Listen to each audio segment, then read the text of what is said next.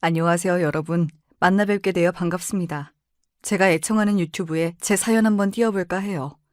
속담에 여자 팔자는 뒤움박 팔자라고 있지요. 여러분께서는 이 속담이 맞는 얘기라고 생각하셔요? 전 이 속담이 아주 꼭 저에게 들어맞는 말 같거든요. 나름 똑똑하다고 자부하던 제가 남편 하나 잘못 만나서 진짜 뒤움박 팔자를 살았지 뭡니까? 28부터 제 젊은 시기를 날리고 말았던 그 이야기를 시작해볼게요. 처녀 시절 전 중견기업의 재무팀을 다니던 나름 잘나가는 여성이었습니다. 근 키에 늘씬한 몸매, 그리고 회사 일도 잘하는 자존심 높은 사람이었죠. 새로 오신 팀장님 환영 회식이 벌어지고 있던 술집에서 전 큰 위기를 맞았어요. 팀장님은 제 사정도 모르고 저에게 술을 계속 먹이시는 거였어요. 전 선천적으로 알코올 알레르기가 있어서 조금만 술이 들어가도 몸이 변해버리죠. 분위기상 거절하지 못하고 한 잔 마셨다가 얼굴은 물론이고 몸 전체가 빨갛고 두드러기가 올라오기 시작해서 당황스러웠죠. 그때 화장실에서 나오던 어떤 남자가 저를 보더니 홍당무 여인이다. 온통 빨갛잖아? 이보세요. 그렇게 놀리실 일이 아니거든요. 저 알코올 알레르기 때문에 지금 목이 붓고 너무 아프고 힘들다고요. 너무 아픈 나머지 저답지 않게 눈물까지 또르륵 흘리고 말았습니다. 그 모습에 미안해하던 남자는 초면인 저를 직접 병원에 데려다주고 치료가 끝날 때까지 옆에 있어 주었습니다. 알레르기 약을 맞고 증상이 호전되자 마음이 놓인 저는 그에게 고마움을 표현했죠. 그런데 그는 이렇게 너스레를 떨었어요. 고마운 건 알겠고 사람이 은혜는 갚아야 하는 거 알죠? 나에게 눈물로 호소해서 여기까지 동행했으니까 적어도 3번은 술, 아니 밥을 사셔야 합니다. 후일 그 남자는 제 남편이 되어버렸고 이날 첫 만남을 회상하면서 본심을 고백했죠. 그때는 당신이 어리고 처녀여서 그랬나? 얼굴이 빨간데 눈물까지 흘리는 모습이 얼마나 귀엽고 청초하던지. 한눈에 반해서는 이 여자가 내 운명의 여자구나 싶었지. 그리고 뒤이어 머리를 한 대 쥐어받고 싶은 말도 했지만요. 근데 지금은 여자가 왜 이렇게 억세고 귀여운 맛이 없어? 제대로 술을 배워볼 생각은 없을까? 당신이 술도 못하니까 같이 놀아도 재미가 없다고. 저와 정반대로 남편은 술을 아무리 마셔도 숙취도 별로 없고 쌩쌩하게 잘 노는 사람이에요. 특히 술 마시고 재미나게 노는 데는 한국 1등일걸요. 이게 집안 내력인지 남편의 여동생인 시누이 시어머니까지 시댁 집안 분들 다 술 좋아하고 유흥을 좋아하는 사람들입니다. 모였다 하면 술 마시고 알 수 없는 게임들을 해가면서 정말 재밌게 노는 것이 특기죠. 일례로 몇 년 전 친정 부모님이 오랜만에 상경해서 저희 집에 들리셨는데 일찍 퇴근하겠다던 남편은 감감무소식이었어요. 아유, 애들 아빠가 회사 일로 바쁜가 보지. 괜히 우리 왔다고 퇴근하지 마라. 이만 고향에 내려간다. 이렇게 부모님은 사위 얼굴도 못 보고 가셨고 성이 잔뜩 난 채로 남편에게 전화해보니 우리 마누라, 나 지금 우리 집에 와 있어. 왜 이긴? 우리 엄마랑 선영이랑 가족 단합회 겸 밥 먹고 술 마시고 있지. 시댁 가족끼리 참 사이가 좋고 화목하구나 싶어 결혼 초기에는 긍정적으로 보였지만 친정 부모님과 약속도 무시하고 부어라 마셔라 술판일 것이 뻔해서 짜증이 올라왔습니다. 제 속도 모르고 이미 취한 남편은 저보고 시댁에 건너와서 같이 놀자고 했죠. 지금 방에서 자고 있는 우리 애들은 어쩌고. 당신이나 열심히 놀다가 오셔. 내일 꼭 우리 부모님께 회사에서 바빠서 못 뵙게 되어 죄송하다고 연락드려. 아니나 다를까 남편은 얼마나 늦게까지 놀았던지 회사에 지각하고 말았지요. 우리 남편은 좋게 보면 성격이 화통하고 유쾌한 남자이지만 나쁘게 보면 유흥을 즐기고 술과 바깥 생활을 즐기는 풍은아와 같았습니다. 남자들 흔히들 하는 핑계 있죠. 바깥 일하고 사회에 있다 보면 술 마시는 일은 의뢰 있지. 그런데 요즘 시대는 많이 바뀌었답니다. 저도 지금 과장 직급으로 회사 후배들을 대할 때면 깜짝깜짝 놀라요. 갑작스러운 회식을 잡기란 하늘의 별 따기이며 회식 자리에서 상사가 부하에게 술 한 잔이라도 강요하면 바로 다음날 인사과에 고발하니까요. 술 관련 사건 사고가 직장에서 많이 벌어지다 보니 회사 차원에서도 술자리 회식은 자제하라는 분위기입니다. 그래서 점심시간에 외부에서 식사하는 것을 회식으로 대체하는 문화가 널리 퍼졌죠. 물론 이런 간단한 회식조차 거부하는 이기적인 젊은 사원도 있습니다. 과장님, 점심시간은 제 개인적인 시간입니다.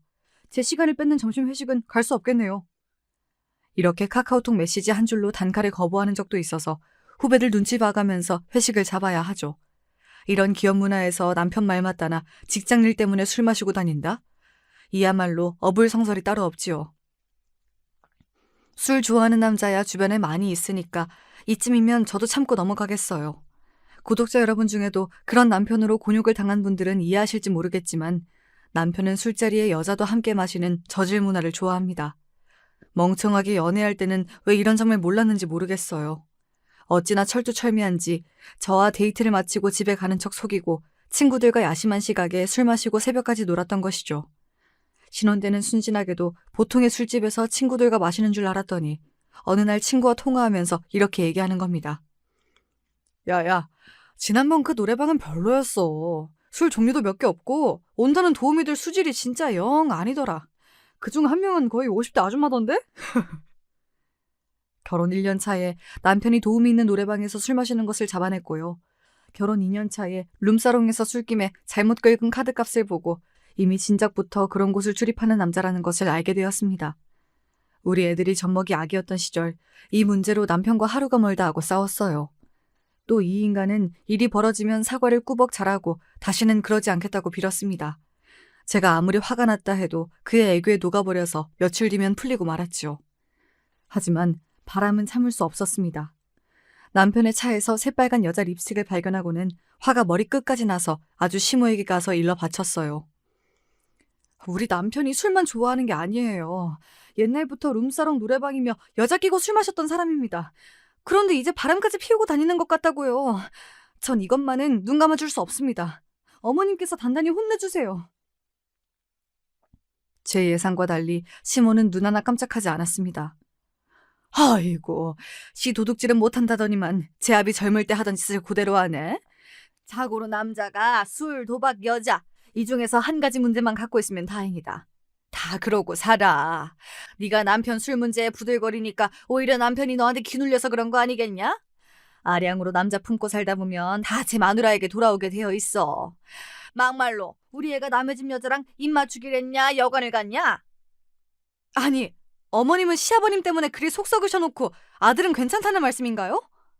확실한 거 아니면 괜히 의심해서 부부싸움 키우지 말라는 게지. 의부증이라는 것도 있지 않냐? 우리 애가 워낙 잘생기고 여자들이 따라야 말이지. 도리어 시모는 흐뭇하게 자기 아들을 보며 웃고 있는 거 아니겠습니까? 전 미치고 팔짝 뛰겠지만 여자 물건이 발견된 것만으로는 남편이 바람을 피웠다는 확신을 굳히긴 어려웠습니다. 그 립스틱 회사에 가져가니까 밑에 여자 대리가 자기 거라고 하더라고. 지난번에 같이 거래처 갈 때 내 차에 탔는데 아마 그날 떨어진 모양이야. 내가 술집 다니면서 당신 속썩이긴 해도 당신 두고 절대 바람은 안 피운다고. 제가 발견했던 것 외에 다른 증거는 찾을 수 없었고 남편도 전과 다른 모습을 별로 보이지 않았어요. 그래서 바람피지 않았다고 호언장담하는 남편의 말을 믿고 넘어갈 수밖에 없었죠. 남편이 시댁 가족분들과 친하게 지낸다고 했는데 특히 시누이와는 아주 친했습니다. 둘이 옛날부터 함께 공유하지 않는 이야기가 없을 정도로 속을 터놓고 지냈죠. 전화도 매일같이 서로 하는 편이었고요. 그런데 이 남매가 이렇게 더욱 각별해진 것은 7년 전 시어머니가 돌아가신 뒤부터였어요. 건강하고 62세밖에 안 된 젊은 시모의 사망 원인은 교통사고였습니다. 하지만 어찌된 일인지 어머님 장례식에는 사람들이 와서 애도가 아닌 난동을 부렸지요. 어떻게 된 사연인지 찬찬히 설명해 드릴게요. 공무원이셨던 시아버지가 돌아가신 뒤로 유족연금으로 생활하던 시모는 늘 돈이 부족하다고 불평하셨어요. 그렇지만 본인이 직접 일을 해서 돈을 벌진 않으셨죠. 남편처럼 어머님도 외향적이고 활달한 성격으로 동네부터 여기저기 마당발로 지내셨습니다. 그렇다 보니 지인분들과 하는 계도 여러 개 있는 모양이었어요. 가끔 제가 안부 전화를 드리면 어디 개모임에 나와서 갯돈 수금하느라 바쁘니 나중에 통화하자고 하시며 급히 통화를 끊으셨거든요. 개를 해본 적이 없는 저는 그게 무슨 돈이 되나 싶어서 의아했지만 저희에게 돈 내놓으란 말씀 안 하시는 것만으로도 다행이다 싶었죠. 그러던 어느 날 갑작스러운 어머님 부름으로 회사 일을 마치자마자 시댁에 달려갔습니다. 남편과 시누이 그리고 시모는 잔뜩 긴장한 표정으로 심각한 이야기를 나누고 있었어요. 도대체 얼마나 들고 가시길래 도망까지 쳐야 하는 건데요. 얼마 동안 나가 계실 거예요? 내가 하던 갯돈을 다 합치면 2억 8천만 원이나 된다. 이번 기회 아니면 이런 큰 돈 내 평생 못 만져볼 거야. 하늘이 내려주신 복이라고. 엄마, 괜찮으시겠어요? 그 사람들이 경찰에 신고도 하고 전국 방방곡곡 찾아다니면 도주하는 것도 한계가 있을 텐데. 걱정 붙들어 매. 내가 그 사람들한테 잡혀서 깜방 가느니 그 자리에서 콱 죽고 말지. 저기 내가 다니는 사찰 승려님한테 부탁해 놓았어. 당분간 절에서 은둔하고 지낼 테니 너희들도 그런 줄 알고 이 엄마 찾지 말고 있어라. 남편과 시모는 울면서 자기 엄마를 배웅하고 시모는 여행 가방 하나 달랑 들고 잽싸게 나가버리셨습니다. 갯돈을 들고 튀면 많은 사람들이 피해를 보는 일종의 사기 범죄와 같은데 남편은 자기 엄마 끼니나 걱정하고 죄의식은 조금도 보이지 않았습니다. 그렇게 잠적해버린 시모는 불과 열흘 만에 싸늘한 주검이 되어 나타나고 마셨어요. 병원 응급실 연락받고 가보자 하얀 천으로 얼굴까지 가려져 있었지만 너무 끔찍한 모습이라 전 차마 확인할 엄두가 나지 않았습니다. 무단 횡단을 하시던 중 맞은편에서 오는 트럭을 미처 피하지 못하시고 그만 그 자리에서 이미 사망하셨던 것 같습니다. 그곳에는 어머님 동네에서 몇 번 뵈었던 상인 두 분도 같이 계셨어요. 그 사람들은 갑작스러운 비보로 슬픔에 잠겨있는 우리에게 와서 이렇게 얘기하는 겁니다. 당신들이 저 여자 자식들이지? 그럼 우리 개돈 들고 튄 여자에게 뺏긴 돈 당신들이 내놔! 지금 돌아가신 분 앞에서 무슨 상스러운 소리야. 우리 엄마가 교통사고로 갑자기 돌아가신 마당에 돈은 무슨 돈? 그래, 당신 엄마는 하늘에서 벼락 맞은 개지. 남의 피 같은 돈 훔쳐서 달아났다가 우리에게 딱 걸려서 도망치다가 적골이 되어버렸잖아. 남편은 상인 아저씨 말을 듣고 폭주하기 시작했어요. 그럼 당신들이 우리 엄마를 저 지경으로 만들었단 얘기야? 아들인 내가 너희도 똑같은 꼴 만들어주지? 아이고 불쌍한 우리 엄마. 빚쟁이 피해 도망치다가 목숨까지 잃으셨어. 병원 안은 순식간에 아수라장이 되었습니다. 너희들 때문에 우리 엄마가 돌아가시고 말았다며 남편은 주먹을 휘둘러서 경찰서에 끌려갔어요. 시누이는 통곡하고 울고 있지 남편은 폭행건으로 조사받으러 가버렸으니 남은 며느리와 사위가 시어머님 장례식을 준비할 수밖에 없었죠. 그렇지만 장례식장을 찾은 분들은 애도하는 분들보다 돈 내놓으라면서 시모를 욕하는 사람들이 더 많았습니다. 어머니의 죽음은 너무 안타까운 일이었지만 이 광경을 보고 있노라니 사람이 생전에 잘 살지 못하면 그 떠나는 길은 치욕스러워진다는 교훈을 얻었죠. 이렇게 허망하게 시모를 보내고 나자 이제 남편의 친족은 여동생의 시누이뿐이었습니다. 그 후로 두 남매는 더욱 서로를 의지하고 없어선 못 사는 사이가 되었죠. 부천에 살던 시누이는 자기 남편을 꼬셔서 서울 우리 동네에 이사까지 왔습니다. 같은 아파트 단지에 살다 보니 시누이는 더욱 우리 집과 자주 왕래했어요. 가족끼리 가까운 곳에 살면서 지내면 저는 더 좋을 줄 알았습니다. 그렇지만 시누이를 가까이서 지내보니 시누이는 이기적이고 아나무인인 행동을 자주 보였어요. 그저 장난꾸러기 정도로만 생각했던 시누이의 두 아들들도 생각보다 문제가 많았고요. 우리가 살던 동네는 맨 땅의 주거단지로 개발된 지 얼마 안 되었고 아파트 단지가 세 군데뿐이라 동네가 아주 좁은 편이라고 볼 수 있습니다. 초, 중, 고등학교가 하나씩만 있다 보니 이 동네 사는 학생들도 다 이웃집 자녀들로 대충 사정을 다 알 수가 있었죠. 초등학교 3, 4학년이던 시누이의 아들들은 주변 친구들을 괴롭히고 자주 싸움을 일으키는 소위 문제아였어요. 동네 엄마들을 통해 이러한 소식을 듣고 있지만 남편에게 말하면 하여튼 할 일 없는 아줌마들끼리 입방 하나 찍고 문제야 문제. 우리 조카들이 씩씩하고 활달하고 남자애들이 그만하면 되었지 뭐. 원래가 그만할 때 남자애들이랑 치고받고 싸우면서 크는 거야. 당신도 괜히 그런 아줌마들하고 어울리지 마. 남들이 시조카 욕하는데 그걸 듣고만 앉아있냐? 아니라고 감싸줘야지. 이렇게 자기 조카들이라고 남편은 그 아이들을 감싸기만 했지요. 하지만 제가 보는 관점에서도 시조카들은 문제가 많았습니다. 시누이는 전업주부가 무슨 외출이 그리 잦은지 애들이 집에 있을 저녁 시간에도 어딘가로 나가 있었어요. 그래서 시누이 애들은 배고프면 자연스럽게 초인종을 누르고 우리 집에 그냥 들어옵니다. 자식과 다를 바 없는 조카들에게 밥 주는 것이 외숙모로서 무엇이 어렵겠습니까? 그런데 이 애들은 예의라고는 눈꼽만큼도 없어요. 집에 들어온 애들은 인사를 하지도 않고 다짜고짜 투정부터 부립니다. 외숙모! 고기 구워주세요! 고기요! 이렇게 식탁을 숟가락으로 쳐대면서 고성의 노래부터 시작해요. 동우야, 그건 식탁 예절이 아니야. 숟가락에 붙은 밥풀이 사방으로 튀잖니. 고기는 엊그제 구워줬으니 오늘은 된장찌개랑 생선구이 먹을 거야. 싫어! 나 고기 안 주면 밥 안 먹어요. 그리고 우리 엄마한테 다 이를 테야. 좋게 타일러분들 초등학교 4학년짜리 애가 이렇게 버릇없이 반찬 투정이나 해요. 우리 애들 같으면 벌을 세우거나 손바닥 맴매라도 해서 훈육시키겠지만 시누이 아들을 어떻게 그리하겠어요. 게다가 영악한 시조카는 저가 아쉬우면 꼭 자기 엄마한테 이른다고 합니다. 어른에게 그렇게 협박하면 자기 말을 잘 들어줄 거라는 생각까지 하다니 더욱 얄미웠어요. 사실 시조카에게 몇 번 훈육이랍시고 잔소리했다가 신우이와 대판 싸워서 제가 시조카들에게 잔소리도 자제하고 있었거든요. 우리 집에 와서 소파나 안방 침대 등 죄 돌아다니면서 들썩이고 다니더니 결국 우리 딸이 아끼는 꽃병까지 깨뜨리자 결국 시조카들을 불러 앉혔습니다. 집에서는 이렇게 방방 뛰는 거 아니야. 여긴 아파트라 사람들에게 피해 끼치지 말고 조심하며 지내야지. 게다가 여기는 삼촌네가 사는 집인데 남의 집에서 이렇게 놀면 실례인 거다. 너희들 누나한테 사과는 했어? 아니요? 뭐 꼭 사과까지 해야 하나? 외숙모 치킨 시켜주세요. 뛰었더니 배고파.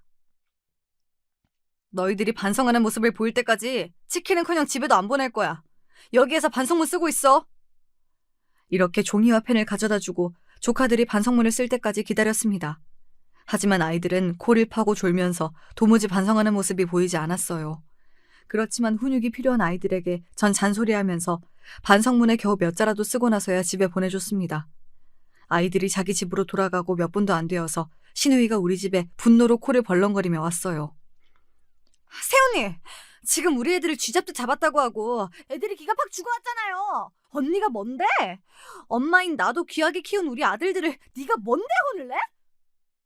이성을 잃고 저에게 반말까지 섞어대며 악다구니를 쓰는 신우이에게 전 침착하게 얘기했습니다. 아가씨, 나 우리 조카들에게 심하게 군 거 없어요. 집을 이렇게 아수라장으로 만들고서는 미안하단 사과 한 번 안 하길래 고작 반성문 쓰라고 한 것뿐이야. 그거 뭐 지혜방에 있는 꽃병 하나 깼다고? 쪼잔하게 그게 얼마나 된다고. 얼만데? 내가 돈으로 주면 될 거 아니야. 고모, 맨날 공으로 애들 봐주시는 우리 엄마한테 그러시면 안 되죠. 동우 걔는 저번에도 내 인형 코 찢어놓고 미안하단 말도 없이 가버렸잖아요. 이럴 때 적어도 사과는 해야 하는 거 아닌가요? 너 지금 고모한테 버릇없이 뭐라고 하는 거야? 어? 아주 속 좁게 구는 것이 제 어미의 제 딸이네.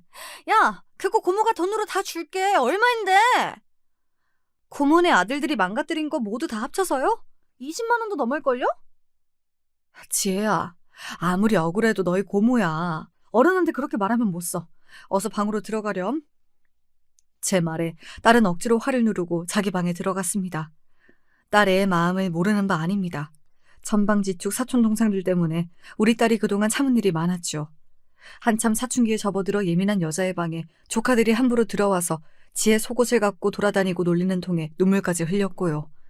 그나마 조카들이 지혜 누나는 무서워해서 이 정도였고 우리 둘째 아들은 그놈들에게 몸장난을 심하게 당해서 멍들고 아끼는 장난감까지 뺏겨야 했으니 말썽의 정도가 심했죠. 아가씨가 애들 교육 제대로 시켜서 보내면 나 아무 말도 안 해. 그런데 애들이 잘못해도 엄마가 싸고 돌기만 하니까 점점 더 버릇이 없어진다는 생각도 해야지. 지금 동우, 동재 이 동네 소문 어떻게 났는지 몰라? 동네 애들이 다 피하잖아. 어느 누가 내 아들들에게 그딴 소리를 내? 누가 하기는. 내가 여기 초등학교 학부모 회장인 거 몰라? 선생님들 사이에도 유명해. 동우한테 맞은 애들, 동재한테 괴롭힘 당한 애들 너무 많고 매해 학부모들이 걔네랑 같은 반 안 되게 해달라고 학교에 찾아온다고. 눈이 있으면 보고 귀가 있으면 좀 들어. 지난달에도 동우 담임 선생님이 학교폭력일로 부르셨다지 아마? 그동안 참고 있던 말을 주르륵 신우이에게 쏟아내니 신우인 명명백백한 사실들의 폭격에 할 말이 없어져서 증오하는 눈빛으로 노려보고 돌아갔습니다. 그동안 저도 저희이지만 우리 애들이 시조카에게 당한 일이 많아서 답답했는데 이렇게 할 말 다 하고 나니 속 시원했어요.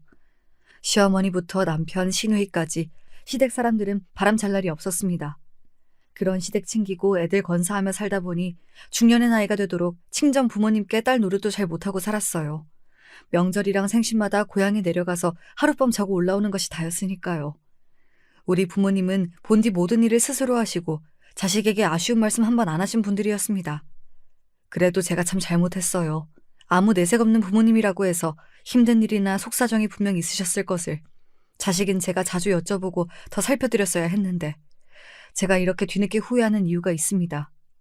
2년 전 회사에서 있는 저에게 갑자기 아빠가 찾아오셨어요. 아빠, 연락도 없이 갑자기 어떻게 서울에 오신 거예요? 엄마 없이 혼자서 오셨네. 어디 약속이 있으셨어요? 아, 그런데 몇 달 만에 뵌 아빠의 얼굴은 정말 말이 아니었습니다. 얼굴이 까맣고 살도 어찌나 빠지셨는지 처음에는 몰라볼 뻔했지요. 너희 엄마는 나 혼자 여기에 온 거 모르고 있어. 근처 병원에 왔다가 우리 딸 얼굴도 보고 내 기니 할 얘기가 있어서 왔다. 많이 바쁘냐? 어딘지 그윽하고 슬픈 아빠의 눈빛만으로도 범상치 않은 일이 일어났음을 눈치챌 수 있었습니다. 오늘 병원에서 17cm나 되는 암이 자리 잡고 있대. 간암 3기에서 수술 개복해봤을 때 어쩌면 4기까지 갈 수도 있다고. 그 정도면 거의 말기인데 고통이나 증상 없으셨어요? 왜 이렇게 늦게야 발견하신 거예요? 치료는 어떻게 하시려고요? 내시경 검사 해봐야 알겠지만 다른 곳에 전이가 안 되면 다행. 하지만 유관상 몇 군데 전이된 흔적이 보여서 의사는 안 좋게 예상한다더라. 길어야 몇 개월 남았다고. 여기 오면서 고민해봤는데 이 지경이 돼서 항암 치료 받겠다고 몸도 나쁜 너희 엄마 데리고 병원 다니긴 싫다. 그냥 지금 고향에서 살 만큼 살다가 가고 싶어. 자식으로서 안타까운 마음에 아빠가 항암 치료와 수술을 받으시기를 한참 동안 설득했습니다. 그렇지만 이미 친정아빠는 마음을 굳히신 듯 보였어요. 어쨌든 너 바쁜데 여기까지 찾아온 것은 너에게 당부하고 싶은 말이 있어서이다. 남동생이 있다지만 그 녀석은 자기 꿈을 쫓아서 타지로 가버린 아이 아니겠니? 지금 내가 믿을 사람은 우리 맏딸 뿐이야. 내가 떠나면 너희 엄마가 혼자 어떻게 살지 걱정이야. 그러니 네가 엄마를 모시고 좀 살아다오. 우리 아버지는 그런 분이셨습니다. 늘 가족만 생각하며 사시다가 삶의 끝에서 자신을 모두 내어주실 만큼 헌신적인 분. 그렇지만 지금만큼은 그런 아빠가 너무 원망스러웠어요. 아빠를 잃고 난 자식 마음 따위 몰라주시고 주변 신경 쓰지 않게끔 깔끔하게 정돈하고 저 세상으로 가버리겠다는 말씀 아닙니까? 아빠, 지금은 떠나신 뒤에 얘기하실 때가 아니고 얼른 병원에서 치료받고 아빠 몸 건강 찾으실 것만 신경 쓰셔야죠. 급기야 아빠의 푹 꺼진 눈에서 눈물이 흘러나오면서도 저에게 간곡히 부탁하셨어요. 나도 이렇게 이쁜 자식의 마누라 두고 저 세상에 가고 싶겠냐마는. 내 병은 내가 알아. 발버둥 쳐서 나을 것도 아니라면 남편으로서 아비로서 할 일 하다가 죽겠다. 그러니 일단 오늘 한 이야기는 엄마에게 당분간 비밀로 하고 이것만 약속해 다오. 지금 사는 집하고 땅을 처분하면 그래도 한 4억은 나올 거야.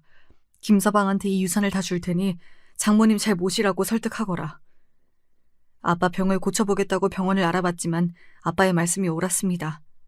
1년 생존율이 10% 이하인 간암 4기셨고 고통을 낮춰줄 강한 진통제 외에 다른 방도가 없으셨죠. 아빠는 재산을 처분하기 시작하셨고 우리 엄마와 저는 그 모습을 슬픔 속에 지켜보는 것 외에는 말릴 수가 없었어요. 아빠의 유언을 남편에게 상의하자 남편은 흔쾌히 수락했습니다. 장인어른이 그렇게까지 생각하셨다면요. 자식으로서 그 뜻을 받들어야지. 나 장인어른 유산 때문에 그러는 거 아니고 장모님이 그 시골에서 어떻게 혼자 사시겠어. 난 우리 부모님이 다 안 계시고 하니까 우리 집에서 장모님 잘 모셔드리자. 술 문제로 속만 썩이던 남편이 이렇게 듬직하고 믿음직스러운지 미처 몰랐어요. 그런 남편에게 마음속 깊이 고마워하면서 아버지 가시는 날까지 주말마다 찾아뵈었습니다. 아버지는 약 100일 만에 고통으로 신음하시다가 결국 숨을 거두시고 말았어요. 그분의 생전 뜻대로 친정엄마를 우리 집으로 모셔와서 함께 지내기 시작했죠. 친정엄마와 동거하고 얼마 뒤 남편은 저에게 넌지시 물었습니다. 그런데 말이야, 장인어른 유산은 언제 입금되는 거야? 갑자기 그 돈은 왜? 절차도 있고 세금 부분도 있고 정확히 언제일지 몰라. 당신 돈 필요해? 사고 쳤니? 아니, 그럼 돈 싫어하는 사람이 세상에 있어? 장모님이 여기 계시면서 불편하기도 해서 나 아예 회사 근처에 작은 원룸이라도 마련할까 봐. 술 먹고 늦게 들어오는 것도 눈치 보이고. 사람이 이럴 순 없습니다. 몇 년 전 남편이 추중폭행 사건으로 합의금 300만 원을 물어주어야 할 때, 시모가 급히 병원비가 필요하시다고 돈 500만 원을 요구하셨을 때, 그 외의 사건들로 급전이 필요할 때마다 남편은 저 모르게 우리 아버지에게 도움을 청했습니다. 저에게 말하면 면이 안 설까 봐서 장인어른에게 빌렸다고 뒤늦게 변명했지만 참 한심했죠. 그 은혜를 생각하면 아버지 유산이 없더라도 남편은 사회 노릇을 해야 한다고 생각해요. 막상 친정엄마와 함께 사는 동안 제가 없을 때 엄마 식사 챙겨드리는 일이나 병원을 모시고 가는 일조차 도와준 적이 없는 남편이 원망스러웠습니다. 그렇지만 남편 입장에서 충분히 불편해할 수 있겠다 싶어서 그러라고 허락해주고 말았죠. 저 역시 아무리 내 부모이기는 해도 엄마와 사는 일이 쉽지 않았으니까요. 서로 세대가 다르고 제각기 살아온 여자 둘이 한 집에 있으려니 음식부터 청소까지 집안 살림 의견도 맞지 않아서 엄마와 다투기도 했어요.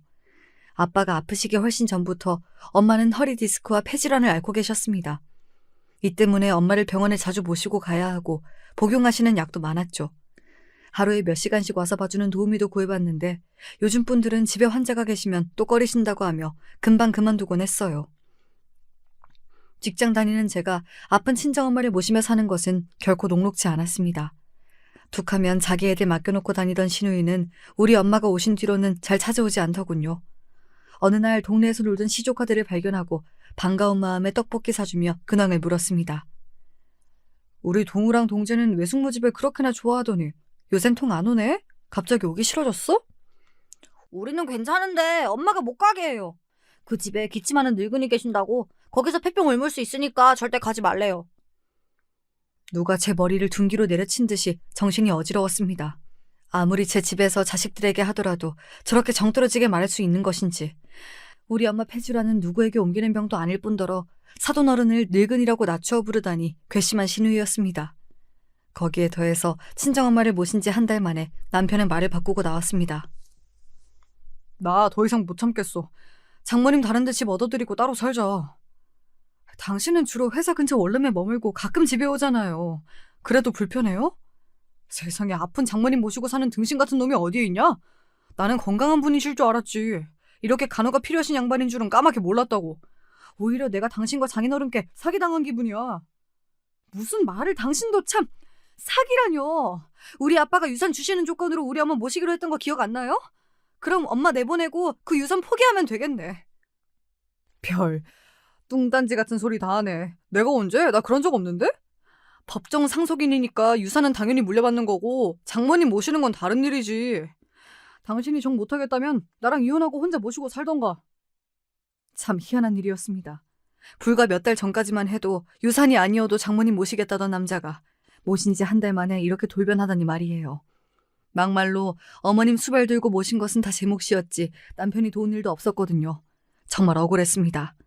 이 남자는 정말 저랑 이혼할 각오까지 하고서 내뱉은 말이었을까 반신반의했죠. 하지만 남편은 진심으로 내뱉은 말이었던 모양입니다. 금방 이혼 서류를 보내겠다는 말을 남기고 당장 자기 짐을 싸서 집에서 나가버렸거든요. 이런 사단 중에 누구보다 걱정스러운 분은 우리 엄마셨어요. 얘야, 나는 혼자 나가서 사는 편이 더 좋으니 어서 김서방 잡아라. 내가 나가면 된다, 내가. 아픈 엄마 때문에 딸이 이혼을 하다니 그런 말도 안 되는 일이 있어서는 안 돼. 저와 남편과의 불화를 엄마 자신의 탓으로 돌리면서 한탄하고 계셨어요. 엄마 말대로 저는 급히 남편 뒤를 쫓았습니다. 엘리베이터를 타고 지하 주차장으로 향하는 문이 열리자 거기 서 있는 우리 차 앞에서 남편과 신우이가 보였어요. 아니, 유산도 포기하고 세연이랑 이혼하는 게 다 그 여자 때문이라고? 그 여자가 누구지? 생각지도 못한 신우이의 얘기에 전 재빨리 몸을 숨기고 남매의 대화를 엿듣기 시작했죠. 그래, 나도 유산 4억은 아깝지만 그 여자에 대해 진심이야. 그냥 여자들 데리고 노는 수준이 아니라 나 이 여자가 좋아서 미치겠어. 지금 사는 원룸으로는 만족 못하겠대. 우리 아파트에 들어가서 살고 싶으니까 본처 내보내라고, 아니면 떠나버리겠다는데 내가 어쩌겠냐? 이 바보 멍충아. 아무리 여자가 좋아도 그렇지. 남편은 다름 아닌 상간녀 때문에 이혼을 결심했던 것이었습니다. 그것도 모르고 저와 엄마는 남편에게 미안한 마음으로 잡으려 했다니. 어떻게 이렇게 천치 같을 수가 있죠? 그나마 신우이는 정신이 제대로 박혔는지 자기 오빠를 설득할 줄 알았습니다. 그런데 여자 때문에 이성을 놓치지 말라고. 제사의 분할권? 그런 게 있잖아. 그러니까 세연이랑 갈라서더라도 지금 사는 집이랑 세연이 친정 유산 반씩 나누고 나서 이혼하란 말이야. 비싼 변호사 구해서 그 사돈 어른 때문에 이혼하는 것처럼 꾸며내. 오히려 우리 유산까지 받아내고 이혼하려며 부추기는 신우의 말까지 듣고 나니 세상에 믿을 사람 하나 없다 싶더군요. 밝혀진 남편의 바람은 저에게 큰 충격을 주었고 더 이상 듣지 못한 채 정신 나간 여자처럼 12층 집까지 계단을 뛰어서 와버렸습니다. 김서방 걱정하시는 엄마에게 아무 일 없을 거라며 거짓으로 안심시켜드리고 전 욕실에 들어갔습니다. 다 죽여버릴 거야. 너희 남매 모조리 다. 샤워기를 크게 틀고 그 물소리에 묻히라는 심사로 악을 썼습니다. 그렇게 증오하고 또 증오하며 그들에게 복수를 계획했죠. 신우이가 바람피고 다니는 사실을 우리 동네에 모르는 사람은 없었습니다. 바보같이 착하기만 한 고모부가 불쌍하다고 동네 여자들이 입을 모을 지경이었으니까요. 미안하지만 우리 고모부도 이제 현실을 직시해야 할 때가 왔습니다. 다음날 제 입으로 고모부에게 진실을 폭로하고 말았어요. 동우 외숙모께서 야심한 시각에 연락을 다 주시다니 무슨 일 있으십니까? 네, 만나서 할 이야기겠지만 일단 상황을 간단히 알고 계셔야 할 것 같아서요. 지금 동우 엄마 집에 없죠? 오늘 동훈의 학부모 엄마들끼리 모임이 있다고 나가서 안 들어왔어요. 그렇군요. 오늘은 그 핑계를 대고 나갔군요. 제가 동우 초등학교 학부모 회장이고 동네 사정 잘 알고 있으니 의심 말고 들으세요. 동우 엄마는 여기저기 남자들과 만나고 다니면서 유부녀로서 해선 안 될 짓을 지속해왔습니다. 아마 지금은 요 앞 스크린 골프장에서 일하는 사람하고 노닥거리고 있을 거예요. 동네 사람이 2시간 전에 거기서 동우 엄마 봤다고 알려주더군요. 처음엔 고모부가 쉽게 제 말을 믿으려고 하지 않았습니다. 그래서 그동안에 신우가 했던 많은 불륜 사건 중 몇 가지만 설명하고 나니 점점 제 말을 믿더군요. 결국 제 말을 확인시켜주기 위해 고모부와 스크린 골프장에 쳐들어갔습니다. 너희 자식, 네가 뭔데 남의 마누라 옷 속에 손을 집어넣고 있냐? 너희들 무슨 사이야? 뭐야? 당신이 이 아줌마 남편이라도 돼? 여보, 제발 그만 좀 해. 동네 창피하게 여기서 뭐 하는 짓거리야? 진정하고 내 말부터 좀 들어봐. 하지만 고모부는 자기 아내를 더듬은 장면을 목격한 뒤로 이성을 잃고 그 불륜남에게 주먹까지 날리고 말았습니다. 불륜남은 외마디 비명을 지르고 바닥에 쓰러졌고 그 이후 그곳은 난리통이 되어버렸습니다. 고모부와 불륜남은 서로 뒤엉켜 싸움하다가 결국 주민신고로 경찰이 와서 그 자리에 있던 3사람을 모두 연행해 갔지요. 저는 그 장면 모두를 촬영해서 동네 아파트 단톡방에 올렸습니다. 그래야 신우이가 어떤 사람인지 모든 사람에게 까발려지고 창피해서 이 동네에서 나가고 말 테니까요. 웃긴 일은 그 장면을 목격한 사람은 저뿐 아니라 동네 사람 여럿이었고 그날 우리 동네 단톡방은 목격자들의 증언과 신우이에 대한 비난으로 불이 날 지경이었습니다. 그 여자 평소 행실이 정말 지저분한 거 여기 모르는 사람 거의 없을걸요? 그런 사람이 한 동네 주민이라는 게 창피하다고요. 맞아요. 우리 동네 애들이 보고 배울까봐 걱정이에요. 또 그 집 아들들은 또 어떻고요? 작년에 같은 반이었을 때 우리 집 아이도 걔네한테 이유도 없이 머리를 맞았다고요. 하루라도 빨리 그 문제 있는 집을 동네에서 내쫓아야 해요. 신우이가 제 오라비에게 뭐라 일렀는지 남편은 전화로 저를 다그치더군요. 당신이 뭔데 괜히 여동생네 집에 끼어들어서 이 지경으로 만드는 거야? 옆에 내가 잠자코 있지 못하고? 내가 잠자코 있는다고 당신 동생이 환양년 짓하던 게 덮어져요? 동네 단톡방 좀 보시라고요. 신우가 뭐하고 돌아다녔는지 온 동네가 알고 있어요. 고모부가 끝까지 모를 거라고 생각했어요? 자기 여동생만 두둔하면 다냐고요. 아이, 뭐 되는 일이 하나도 없네. 자말 말고 장모님이나 빨리 요양원으로 모셔. 아니면 나랑 재산 절반으로 나누고 이혼이야. 알겠어? 아무리 팔이 안으로 굽어도 그렇지. 남편은 끝까지 자기 여동생만 감싸는 못난 사람입니다. 자기가 뭐라고 하든 이미 신우이의 운명은 결정되었습니다. 신우이는 동네에서 자기를 대놓고 비난하고 벌레 보듯 하는 시선을 견디다 못해서 결국 집을 부동산에 내놓고 말았죠. 동네 사람들 때문이 아니더라도 신우네 아파트는 처분해야 하는 상황이기도 했지만요. 우리 고모부가 신우이에게 이혼 소송을 걸었거든요. 알고 보니 고모부의 사촌 형 중에 변호사인분이 있어서 소송을 빨리 진행할 수 있었다더군요. 신우이의 외도를 혼인 파탄의 책임으로 묻는 이혼 소송을 시작했다고 합니다. 그리고 폭력 사건으로 경찰서에 함께 갔던 그 불륜남에게 상간자 손해배상 소송도 할 거라네요.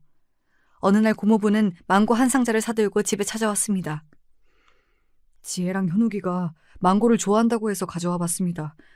감사합니다. 동우 외숙모께서 제 인생의 은인이세요. 얘기 안 해주셨으면 멍청한 놈처럼 전 그런 여자랑 평생을... 덕분에 나락으로 떨어질 뻔한 것을 여기에서 멈출 수 있게 해주셨죠. 아니에요. 제가 단초가 되어 불행한 일을 겪으시게 한 것 같아 마음이 불편합니다. 그런데 형님하고는 괜찮으신 겁니까? 쉽사리 입을 떼지 못하던 고모부는 제가 까맣게 모르고 있던 이야기를 들려주었습니다. 형님은 같은 남자로서 참 지저분한 놈입니다. 그런 자식을 형님이라고 부르기도 싫으니 아내 오빠라고 칭하죠. 아내 오빠는 자기 동생과 저에게 자신의 알리바이를 요구했었습니다. 알리바이라뇨? 그게 무슨 말이죠? 내 아내도 아내지만 그의 오빠라는 작자는 아주 오래전부터 여자가 있었습니다. 여자 끼고 마시는 술집에 가는 것은 약한 수준이고요. 골빈 여자 만나면 그 여자 집에서 거의 동거하듯 살기도 했어요. 그렇게 외박하는 날이면 내 아내에게, 심지어 저에게까지 같이 있었다고 둘러대라며 시켰습니다. 그놈은 아예 두 집 살림을, 그것도 한 번도 아니고 여러 번 하고 살아왔다는 놀라운 이야기였어요. 고모부는 자신의 폭로에 경악한 저에게 무릎을 꿇고 진심으로 사과했습니다. 정말 죄송합니다. 그래선 안 되는 거였는데, 동우 외숙모가 얼마나 반듯하고 좋은 분인지 저도 알죠. 하지만 아내가 강요하고 형님이 강요하는 바람에 그땐 그 방법이 지혜네 가정의 평화를 위한 일인 줄로만 알았어요. 하지만 형님은 갈수록 불륜의 수위가 높아져서 저도 더 참고 있을 수가 없었습니다. 그래서 그이가 나에게 이혼을 요구했던 거군요. 단지 친정엄마를 모시기 싫다는 이유가 아니라 살림 차린 여자가 있어서. 이제야 눈이 떠지고 남편의 행동들이 이해가기 시작했습니다. 네, 지금 만나는 여자는 고작 두어 달 전에 만난 사이 같은데 형님이 단숨에 푹 빠져서 무척 좋아하는 것 같더군요. 그 여자 전화라면 만사 제쳐두고 달려가고 무리한 요구까지 다 들어주면서 말이죠. 결혼해서 패물인 늙은 마누라보다는 30살의 팽팽한 여자와 여생을 함께하고 싶다고 분명 그리 말했습니다. 고모부가 옮긴 남편의 말은 저에게 너무 잔인한 얘기들 뿐이었습니다. 그만, 고모부, 상간녀 얘기 이제 그만해주세요. 그냥 참고 넘어가기에는 고모부가 옮긴 남편의 말이 제 심장을 갈기갈기 찢어놓는 것 같았습니다. 저야말로 참으로 한심한 여자였습니다. 고모부가 자기 아내의 실체도 모르고 살아주는 바보 같은 남자라고 생각했는데 저는 더한 남편을 옆에 두고서 모르는 채 살아왔으니 말이에요. 고모부는 저에게 동정의 눈빛을 보내면서 명함 하나를 주었습니다. 제 이혼 변호사이자 사촌 형입니다. 능력 있고 승소도 많이 한 변호사니까 도움이 되실 거예요. 꼭 형님에게 몹쓸 짓 되갚아주시고 돈 한 푼 못 받고 쫓겨나게 해주십시오. 제가 도울 일이 있다면 언제든지 연락주세요. 고모부를 보내고 나서 겨우 마음을 진정시키고 있는데 친한 동네 엄마에게 연락이 왔습니다. 지혜 아빠 요 며칠 안 보이던데 어디 출장 간 거 아니었어? 지금 그 집 시누이랑 둘이 닭 한 마리 호프집에서 아주 심각하게 얘기 중이던데? 분명 그들은 그곳에서 더러운 음모를 계획하고 있을 것이 분명했습니다. 제보를 듣자마자 모자와 마스크를 쓰고 가서 그들 뒤편 자리에 앉아 염탐했죠. 그래서 변호사가 뭐래? 에이, 장인어른 유산이 법적으로 나한테 권리가 없다네. 게다가 지금 이혼하고 나면 그 유산이 오기도 전에 남남이 되는 거라서 지금 아파트 재산 분할이 고작일 거라고. 아이씨, 나 어쩌냐? 애인 하루라도 빨리 이혼하고 아파트에 들어가자고 보채고 있는데. 아, 어쩌지? 이럴 때 가장 좋은 것은 세연이랑 그 안 싸돈 어른이 딱 살아주는 건데 뭐 방법이 없을까?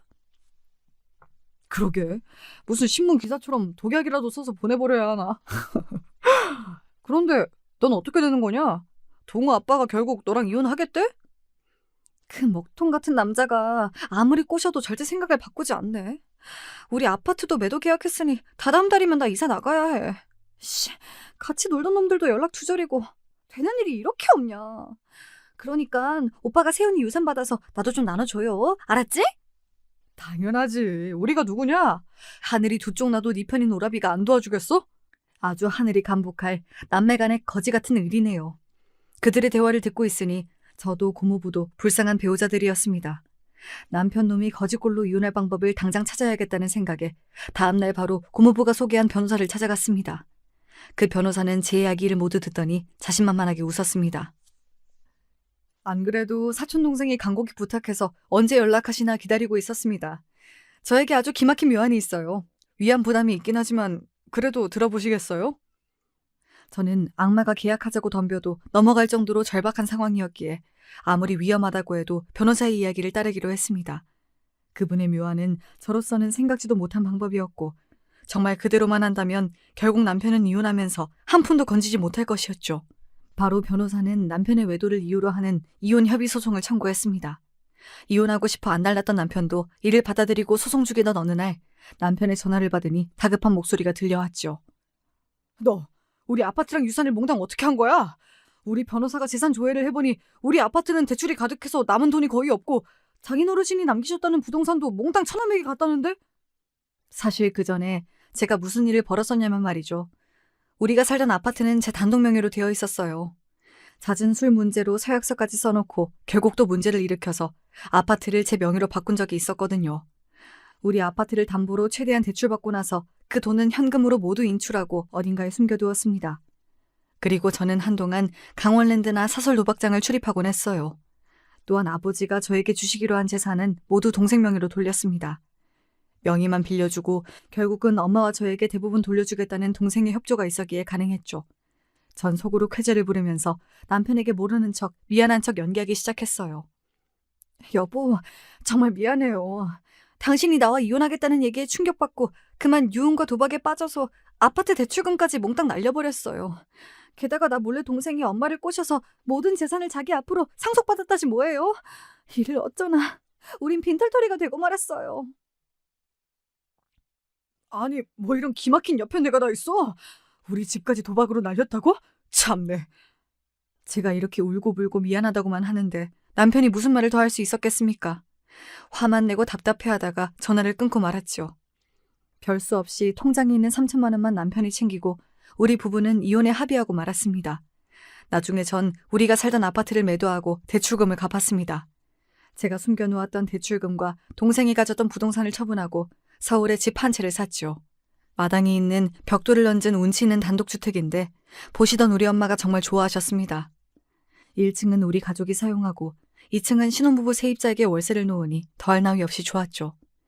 늘 고향집을 그리워하던 엄마는 종종 앞마당에서 볕도 쐬시고 이사 후 건강을 많이 회복하셨습니다. 여러모로 참 다행이지요. 아, 이혼한 남편과 시누이는 어찌 사는지 궁금하시다고요? 그들은 아주 신세 말아먹었죠 뭐. 시누이는 고모부와 갈라서고 양육권마저 빼앗겼습니다. 자기 때문에 갈라섰고 경제력도 없는 여자니까 당연한 결과였죠. 그런데 이혼 후 버릇 못 버리고 여기저기 껄떡대다가 어떤 유부남 아내에게 걸려버렸고 상간자 손해배상 소송으로 돈도 물어주게 생겼대요. 집도 절도 없이 남편 집에 얹혀 사는 주제에 말이죠. 전 남편은 어디 멀쩡히 회사 다니겠습니까? 고모부의 도움으로 함께 남편 직장에 가서 남편의 불륜 사실을 만천하에 폭로했죠. 미친 척하고 로비에서 난동을 부렸더니 금세 사장님 귀에까지 소식이 들어가서 퇴사 권고 처리되었답니다. 회사 이미지를 실추했다나요? 말이 퇴사 권고지 그냥 너 나가라는 회사의 암묵적인 경고이죠. 쪽팔려서라도 회사에 그대로 다닐 수 없었을 테고요. 그러니 월세집 살면서 직장도 없는 남자 뭐가 좋다고 상간녀가 붙어 있겠습니까? 당신은 처남이 해준 돈으로 넓은 집에서 산다지? 나는 당신 때문에 직장 잃고 집도 없이 있는데 혼자 그렇게 사니 좋냐? 진작 당신 같은 사람 떼어버리고 혼자 살 걸 그랬어. 경제적으로 풍요롭고 애들 잘 크고 당신이랑 시누이 안 보고 사니까 만사 형통이네? 너 도박으로 아파트 날린 거 진짜야? 어디다가 돈 숨겨놓고 그런 거 아니지? 만약 그렇다면 인간적으로 나 1억만 주라. 어? 내 동생 때문에 미치겠어. 좁은 집에 같이 사니까 이게 집안 살림도 안 하고 맨날 퍼져서 놀고 먹기만 해. 나가라고 해도 갈 데 없는 년이라 버티고 있는데 내가 집어넣어서 나가야지 못 살겠다. 얼마 전 남편이 뜬금없이 전화해서 이렇게 신세한탄 하더군요. 그 우애 좋던 남매도 돈 떨어지고 같이 사니까 원수가 되는 모양입니다. 남 등쳐먹을 궁리만 하던 사람이 그리 산다니까 아주 통쾌했어요. 당신은 참. 법원에서 나 돈 없는 거 다 나왔잖아. 그런데 당신 그 여자는 어쩌고 시누이랑 사는 거야? 내 돈만 빨아먹고 달아난 년 회사에서 잘리고 온 날 어떻게 알았는지 바로 집 나갔더라. 휘갈겨 쓴 쪽지 하나만 남기고서. 거지같이 좁은 집에 월급도 안 들어오는 늑다리 나 없이 잘 사세요. 그 여자가 말한 게 당신 현실 맞네 뭐. 빨리 직장이나 잡고 바르게 잘 살아봐요. 애들은 내가 잘 키우고 살 테니. 그리고 이제는 우리 연락하지 말죠. 저는 냉정하게 통화를 종료해버리고 이후 전 남편과 아예 연 끊고 살고 있습니다. 한때 제 인생을 망쳐버렸던 이들의 결말을 들으신 여러분 어떠셨나요? 개똥 같고 튀다가 사고당한 시모부터 바람피고 가정 버린 남편의 시누이까지 시댁 사람들은 왜 하나같이 그 모양인지 모르겠어요. 이 사람들을 반면교사 삼아서 저는 하늘나라에 부끄럼 없이 잘 살아보렵니다. 쑥스러움을 무릅쓰고 써본 자전적인 이야기인데 더 잘 써볼 걸 하는 아쉬움이 남네요. 여기까지 들어주신 여러분 감사드립니다. 그럼 모두 안녕히 계세요.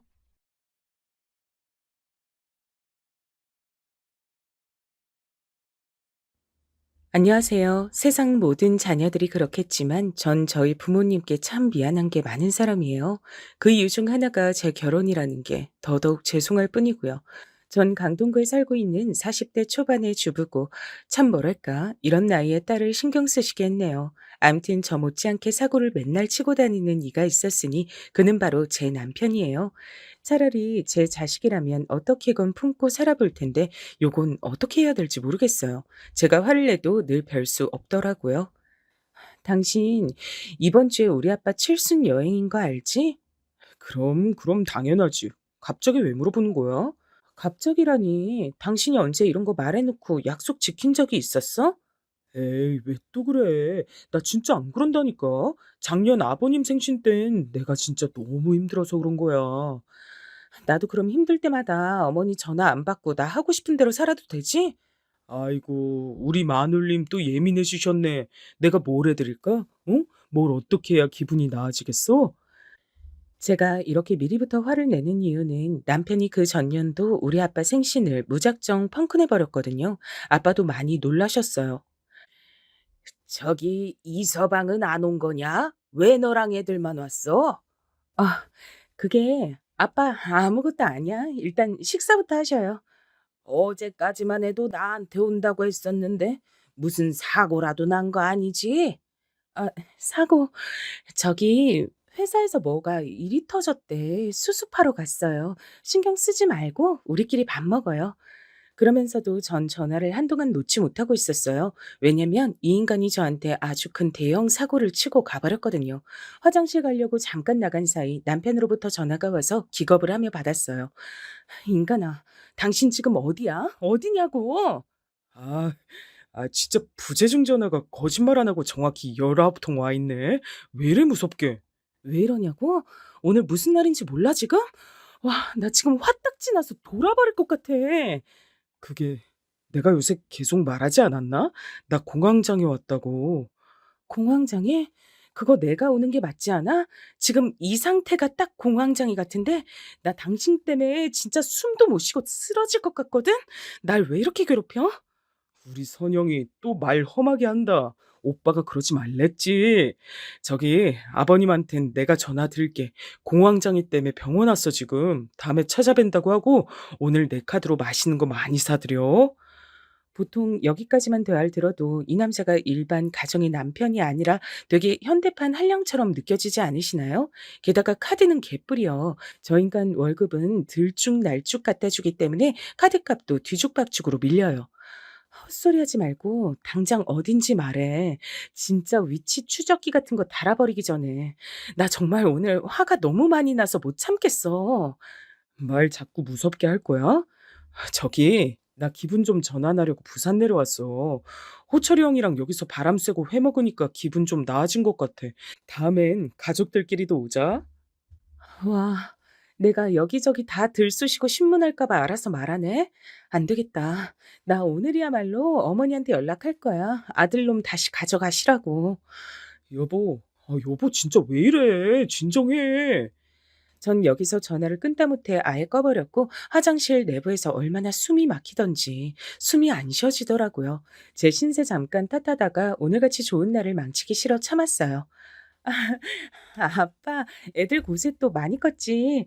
혜빈이 이번에 또 치아가 하나 빠졌어. 내가 뽑아주기 무서워서 치과 갔다니까. 그러게. 점점 이러다가 못난이 되겠다. 그래도 애들은 금방 나잖아. 그럼 곧장 또 나더라고. 자리 잘 잡아야 되는데. 아 참, 아빠 이것 좀 더 드세요. 아빠 앞에 음식을 더 덜어드린 다음 그래도 손주 손녀 양쪽에 끼고 좋아하시는 모습을 보며 겨우 참았죠.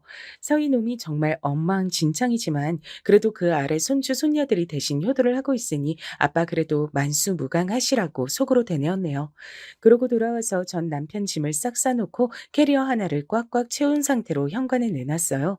애들은 궁금했지만 답해주지 않았고 진짜 이번에야말로 끝을 보리라고 다짐했는데요. 얄미운 인간이 또 이럴 때 쓱쓱 빠져나가더라고요. 기막히게 이런 분위기를 눈치챈 거예요.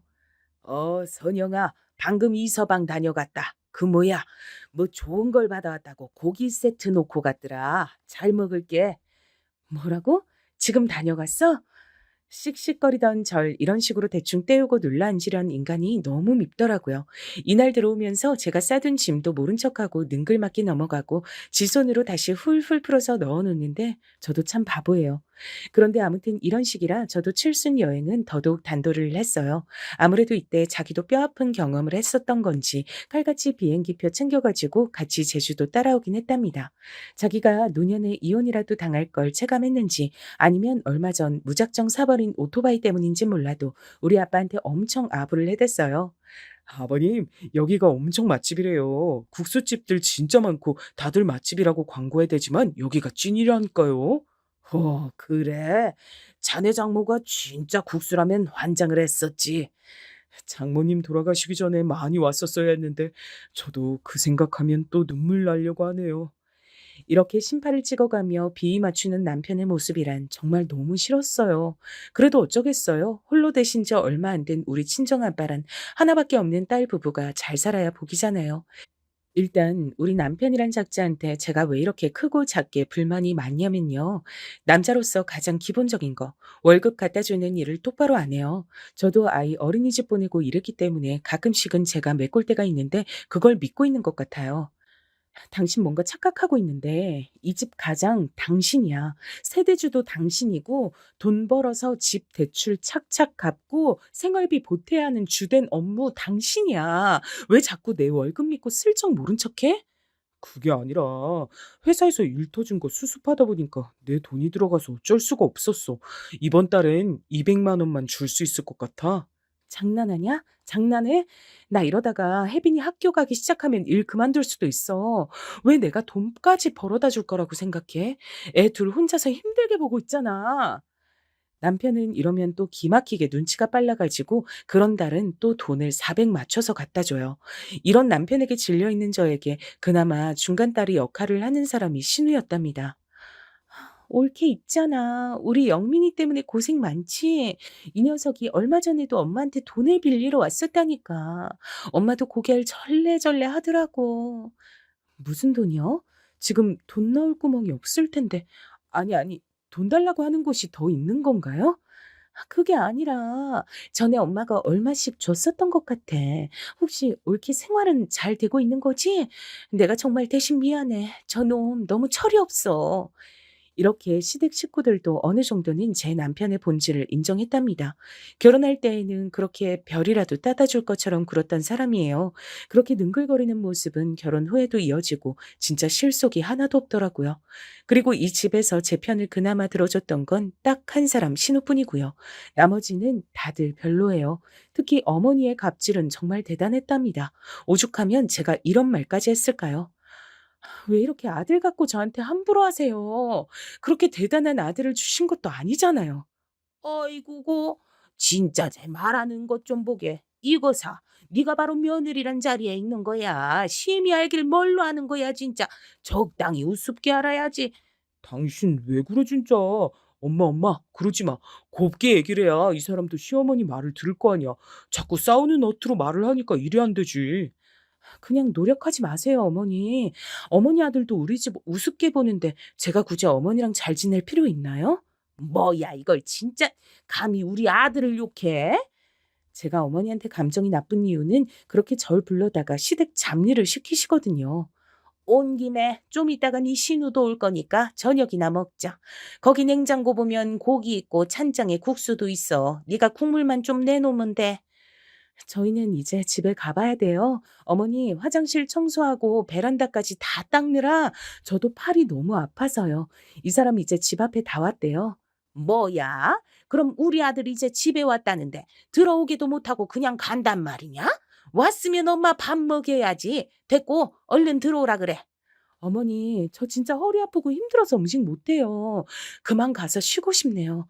무릎도 아프고 서 있질 못하겠어요.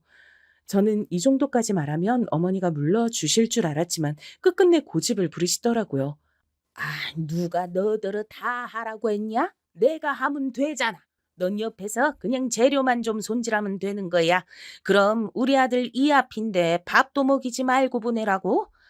어머니, 그런 말씀이 아니잖아요. 저는 단지 너는 네 하고 싶은 대로 다 하고 살아 좋겠다. 애미한테서 아들도 뺏어가서 못 보게 하고. 아, 이러고 계속 실랑이를 벌이고 애들은 지 아빠 보고 싶다고 하던 차에 남편이 들어온 거예요. 엄마, 나왔어. 뭐야, 분위기 왜 이래? 아이고, 속 시끄럽고 영 기분이 안 난다. 내가 너 밥해 먹이려고 했는데 네 마누라가 싫다잖냐. 어머니, 저 디스크 터지고 몸 안 좋은데 오늘 와서 청소도 다 해드렸잖아요. 앉아 있는 것도 괴로운데 어떻게 밥을 해요? 엄마, 엄마 내가 같이 할게. 왜 이래들 싸우지 말고. 미쳤어? 네 마누라가 여기 있는데 네가 왜 일을 해, 이놈 새끼. 네가 그렇게 팔푼이처럼 구니까 마누라가 우습게 보는 거 아니야. 그러니 처음엔 멋모르고 기다리던 애들도 울먹거리기 시작하고 전 허리에서 번개가 스치는데 진짜 죽을 맛이었어요. 이렇게 싸우는 일들이 쭉 늘어서 옥신각신하다 보니 어머니가 좋게 보일 리가 없었죠. 게다가 제가 처음에 임신을 했을 때에도 저에게 보통 상처를 주신 게 아니었거든요. 나는 성별 같은 거 하나도 안 따져. 바라는 게 없다니까. 그런데 네 친정에선 아들 좋아하시지 않겠냐? 네? 저희 집이요? 저희 아빠 말씀이세요? 아빠가 왜요?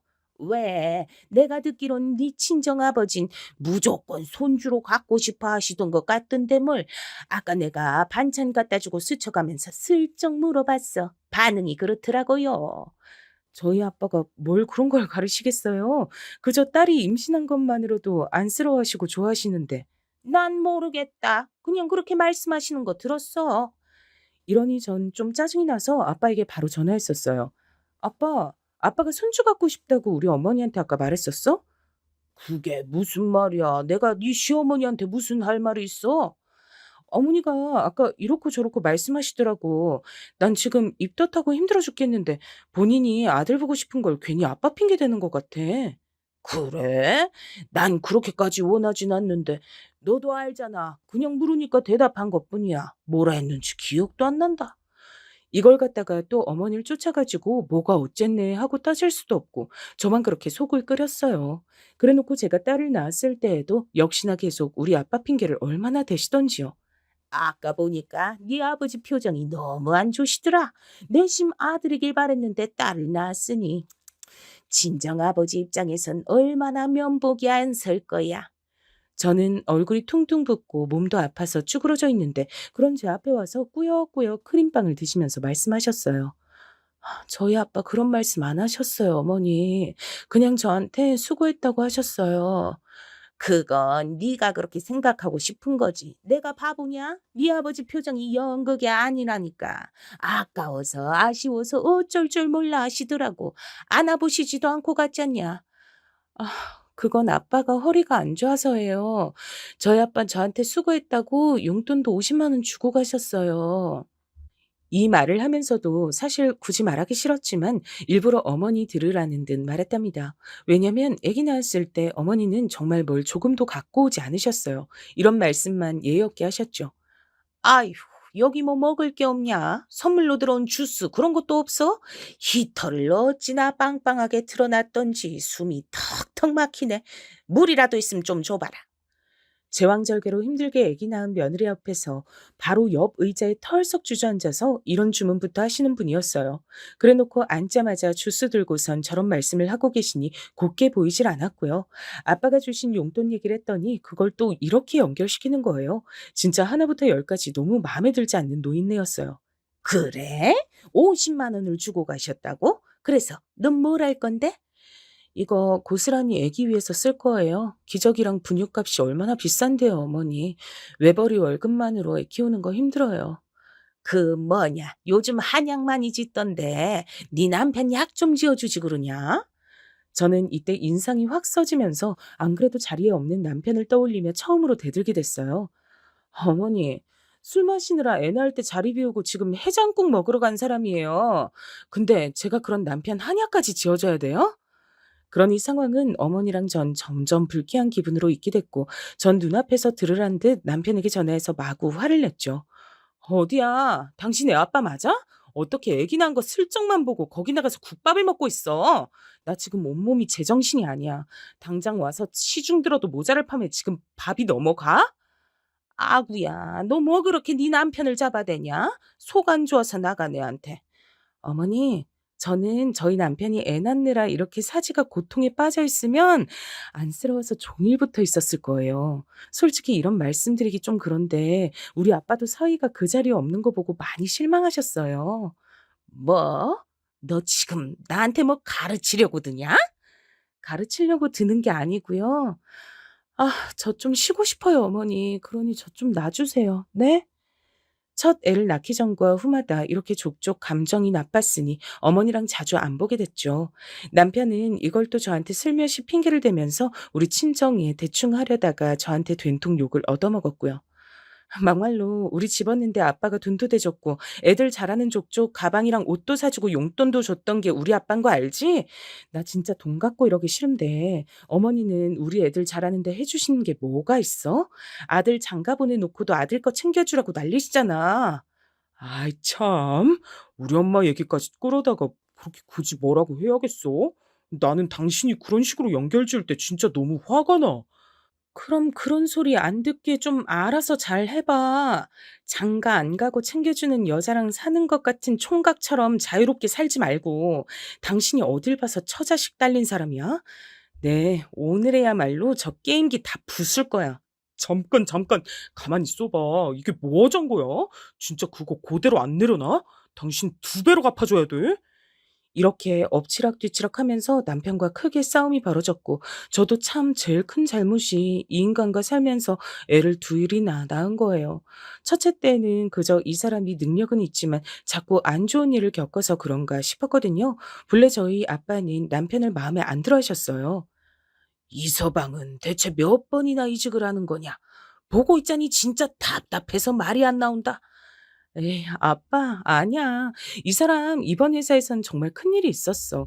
이번에 내가 옆에서 지켜보다가 화나서 그만두라고 한 거야. 너무 그렇게 예민하게 받아들이지 마.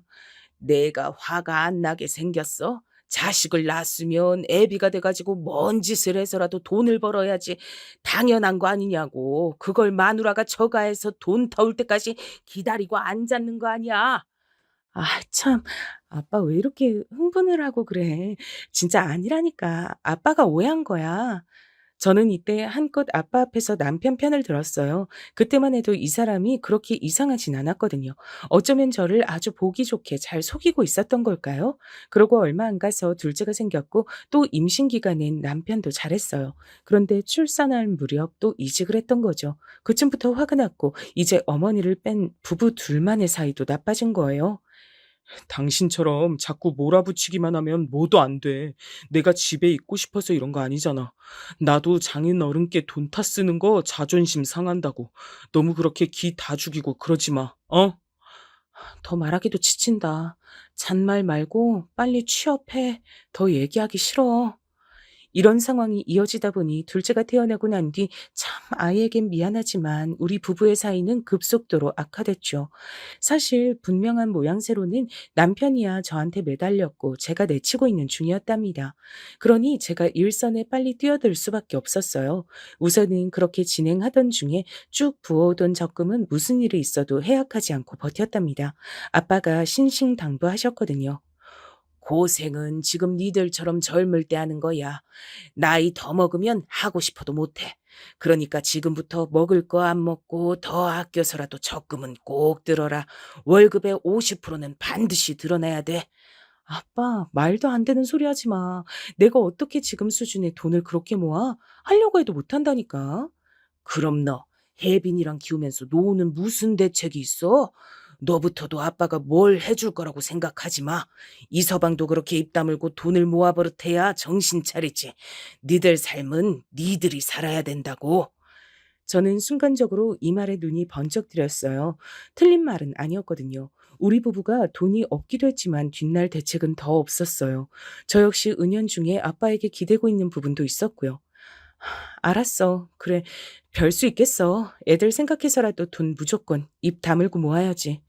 아빠는 이 와중에 또 염려가 되셨는지 계속 잔소리를 하셨는데 이게 훗날 제게 피가 되고 살이 될 줄 몰랐어요. 이서방한텐 네가 얼마 버는지 다 오픈하지 마 그냥. 그런 거 말해봤자 좋을 거 다 하나 없겠다.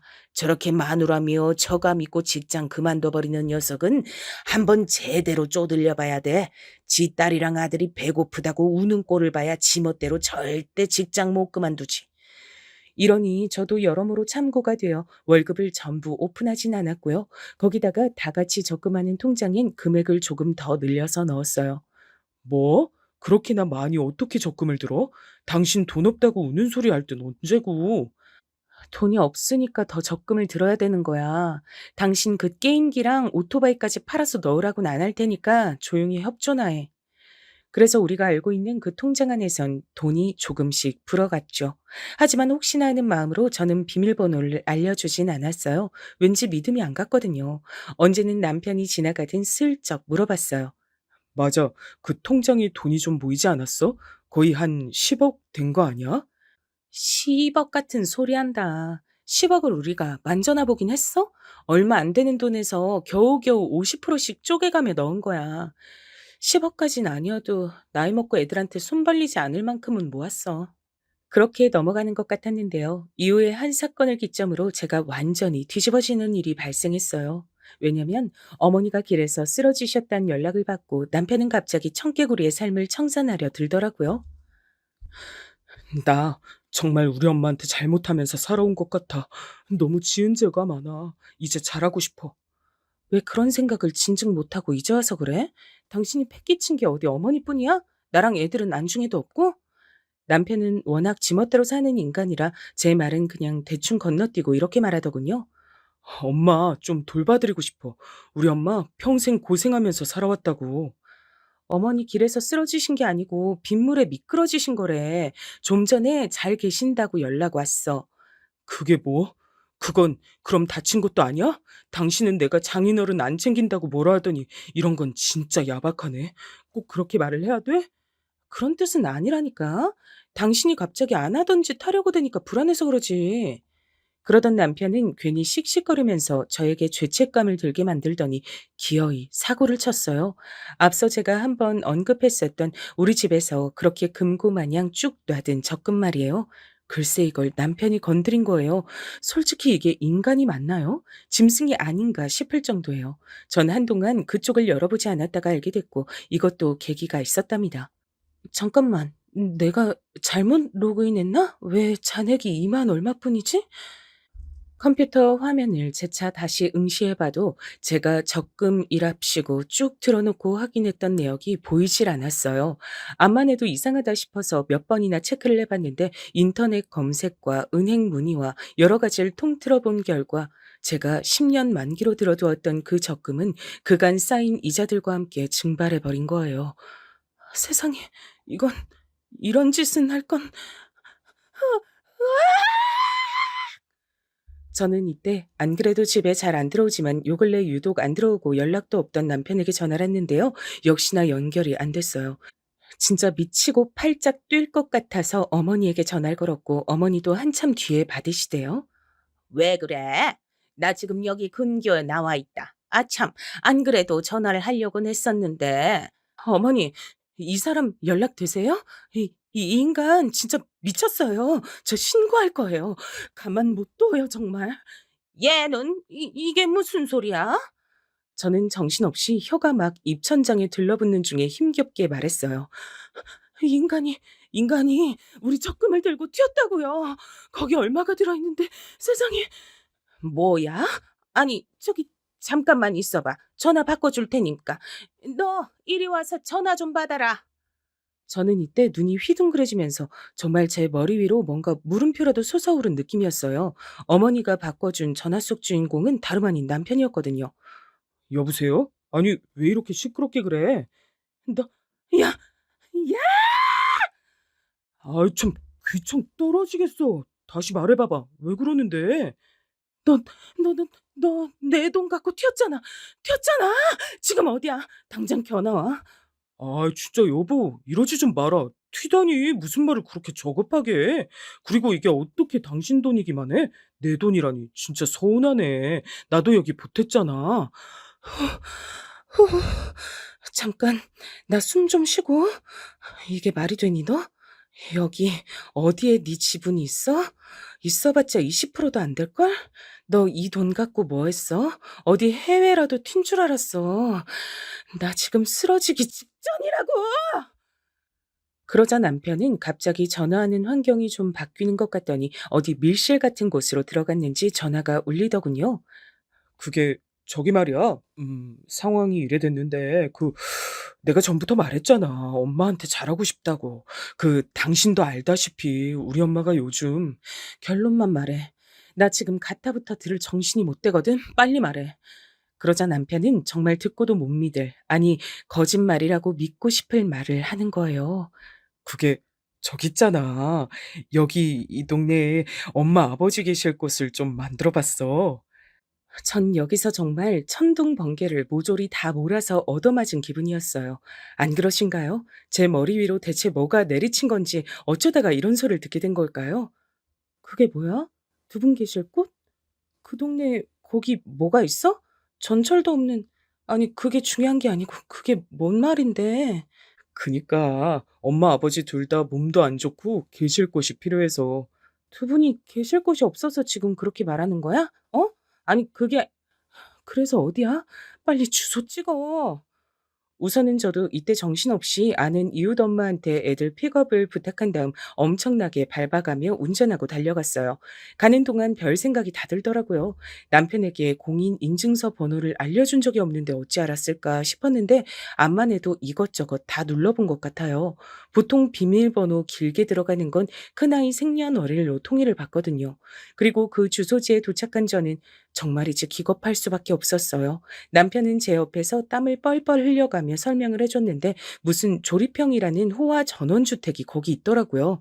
아, 당신 왔어? 요즘은 이렇게 조립형으로 다 만들어진 게 있어서 공사 기간이 오래 안 걸리고 번거롭지가 않거든. 그리고 돈 다시 토해내. 여, 여보, 두 번 말하게 하지 마. 돈 토해내라고. 이거 어떻게 모은 돈인데 내가 지금 부부라고 다 참을 줄 아나 보지 당신? 여보, 그래서 내가 설명을 하잖아. 엄마 아버지 진짜 잘 모시고 싶어드려서 이렇게 한 거고, 지금 사시는 집은 팔아서 돈을 받으면 내가 어느 정도는 지금 당장 정리해서 이번 주 안에 돈 돌려내. 주지 않으면 나 가만 안 있을 거야. 아니, 왜 이렇게 시끄러워? 저는 이때 안쪽에서 나오는 어머니, 그리고 느릿느릿 나와서 제 얼굴 보고도 모른 척 하시는 아버님을 보니까 피가 거꾸로 솟았어요. 어머니, 이게 다 무슨 꼴인가요? 이거 아들이 해줬다면서요. 어느 틈에 언제 이렇게 기간을 들여가지고 하신 거예요? 아니다. 생각해보니 마지막으로 돈 확인한 지가 언제더라? 아, 맞다. 당신 그거 혜빈이 생년월일로 로그인해서 해지한 거 맞지? 남편은 제 눈치를 보면서도 지 엄마한테는 효도한다는 자부심이 있었는지 계속 조용하라고 손을 연신 입에 갖다 대더라고요. 어머니, 저 이 돈 안 돼요. 이거 다 받을 거예요. 저는 저희 못 먹고 못 모으고 애들 사줄 거 못 사주고 그간 저희 노후 위에서 피똥 싸며 모은 돈이에요. 어머니, 솔직히 아들이 어디서 이런 돈이 났을 거라고 생각하셨어요? 딱 봐도 사채 아니면 우리 집 뒷돈이랄 거 예상 못 하셨어요? 세상에 이것 봐라. 좋은 날에 이렇게 찬물 끼얹는 재주가 있어 너는. 말을 그렇게 못돼 처먹게 하니까 우리 영민이랑 싸우지. 어차피 이거 우리가 나중에 세상 뜨면 다 니네 집 될 거 아니냐. 영민이가 뭐 그리 대단한 잘못을 했어? 그게 어머니 아들만의 돈이 절대 아니니까 그러죠. 제 돈이 8, 90% 들어갔다니까요. 이거 절도예요, 어머니. 어머니랑 아버님 노후 즐길 돈을 왜 우리한테서 가져가세요? 자식이 아들밖에 없으세요? 아가씨도 있잖아요. 그런 와중에 하필이면 이때 이웃 애엄마한테 전화가 걸려왔어요. 저기 혜빈이 엄마 어디쯤이야? 내가 애들 데리고 우리 집 왔는데 혜빈이가 학교에서도 열이 났대. 지금 애가 기운이 없어. 멀리 있는 거 아니면 한 30분 안으로 올 수 있을까? 결국 저는 얘기를 다 마무리 짓지 못하고 급히 차를 타고 움직여서 왔고 역시나 애는 아프더라고요. 독감으로 입원하고 괴로워하는 걸 보니 진짜 제가 뭘 하고 있나 싶었어요. 그리고 그날 저녁엔 신우가 전화와서 한바탕 전쟁을 벌였답니다. 이걸 계기로 전 정말 단계적으로 시댁의 정이 떨어지고 결심을 하게 된 것 같아요. 와, 올케 진짜 너무 당황스럽다. 아니, 올케랑 영민이랑 엄마 아빠 사이에 있는 날에 난 왜 끌어들여? 뭐, 나보고 노후자금 받으라고 말했다며? 나도 지금 엄마 아빠 챙기느라 허리 끊어지는 사람이야. 올케가 뭔데 그래?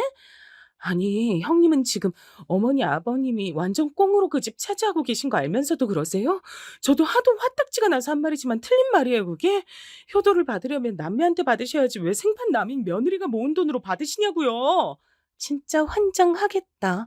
내가 팔은 안으로 굽는다 소리 들을까봐 매 순간마다 그렇게 모든 상황에서 옳게 편 들었어. 영민이도 평소에 얼마나 야단 쳤는지 알아?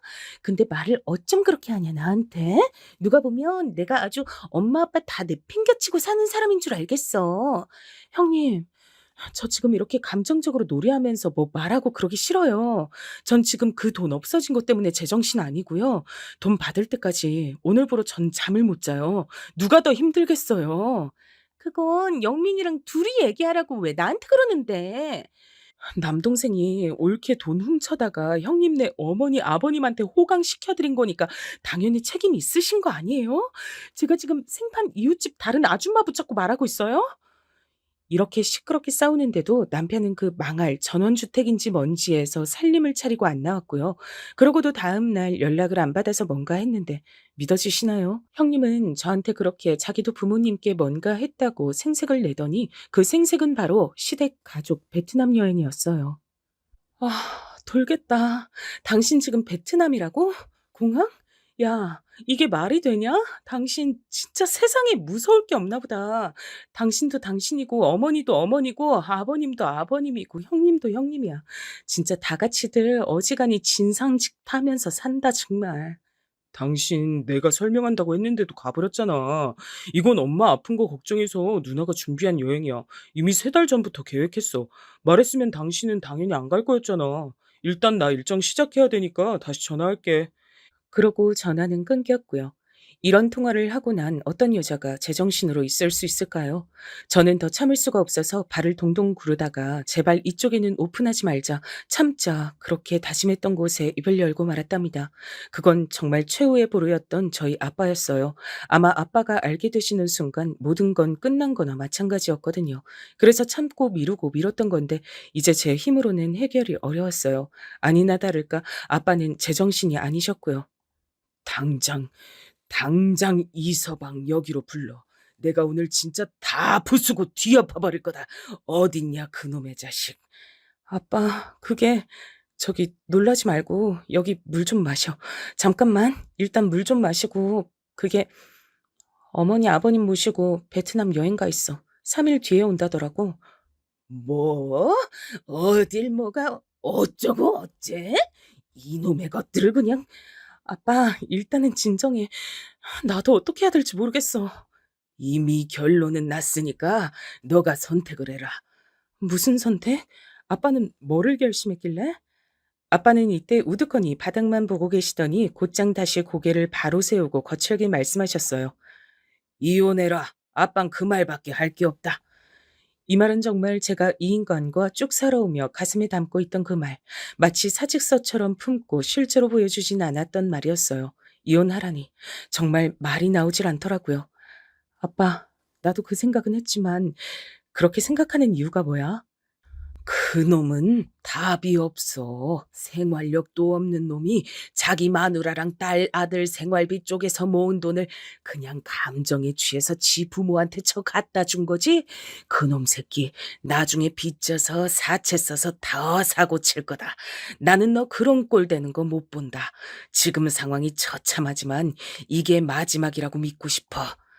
아빠는 아주 비참한 얼굴로 저랑 눈도 안 맞추고 막상 딸이 이혼길을 걷게 되는 게 속상하셨던지 힘겹게 말씀하시더라고요.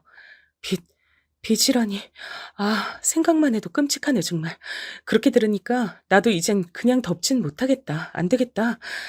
지금도 빚이 있는 건 아닌지 별 생각이 다 들 정도야, 지금.